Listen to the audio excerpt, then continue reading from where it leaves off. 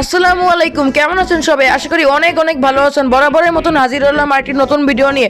আজকের ভিডিওটিতে ডিম এবং লবণ দিয়ে একটি মজাদার এক্সপেরিমেন্ট করব। চলুন আর কথা না বাড়িয়ে ভিডিওটি শুরু করা যাক।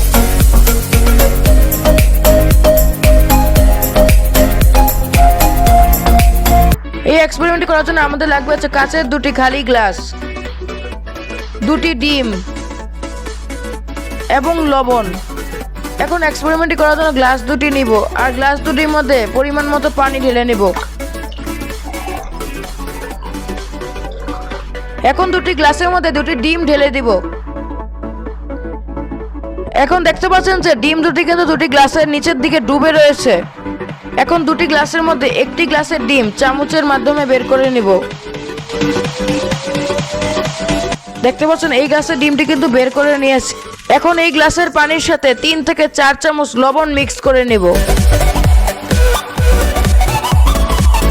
পানি আর লবণ ভালোভাবে গুলিয়ে নিব যাতে করে ভালো রেজাল্ট পাওয়া যায়।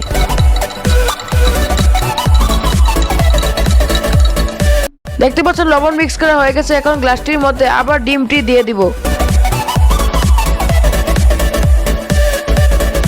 এখন আপনারা লক্ষ্য করেন যে দুটি গ্লাসের মধ্যে যেই গ্লাসে নরমাল পানি রয়েছে সেই গ্লাসের ডিমটি কিন্তু পানির নিচের দিকে ডুবে রয়েছে, আর যেই গ্লাসে নরমাল পানির সাথে লবণ মিক্স করেছে সেই গ্লাসের ডিমটি কিন্তু পানির উপরের দিকে ভেসে রয়েছে। আপনারা দেখতে পাচ্ছেন।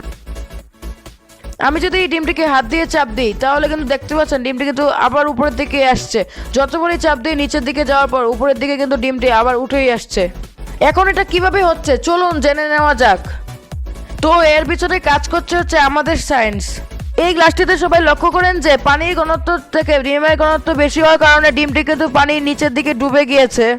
আর এই গ্লাসটিতে যখনই আমরা লবণ মিক্স করেছি তখনই পানির ঘনত্ব ডিমের ঘনত্ব হচ্ছে বেশি হওয়ার কারণে ডিমটি কিন্তু পানির উপরের দিকে ভেসে রয়েছে। আপনারা চাইলে কিন্তু এটা ট্রাই করে দেখতে পারেন। খুবই মজাদার একটা এক্সপেরিমেন্ট। তো আশা করি আজকের এই ভিডিওটি আপনাদের কাছে ভালো লেগেছে। যদি ভালো লেগে থাকে তাহলে আজকের এই ভিডিওটিতে একটা লাইক করে দিবেন। এই ভিডিওটি বন্ধুদের সাথে শেয়ার করতে ভুলবেন না এবং এই ধরনের নিত্য নতুন ভিডিও সবার আগে পেতে আমাদের এই চ্যানেলটি সাবস্ক্রাইব করে পাশে থাকা বেল আইকনে প্রেস করে দিবেন। দেখা হবে পরবর্তী কোনো ভিডিওতে। সে পর্যন্ত ভালো থাকবেন, সুস্থ থাকবেন। আল্লাহ হাফেজ।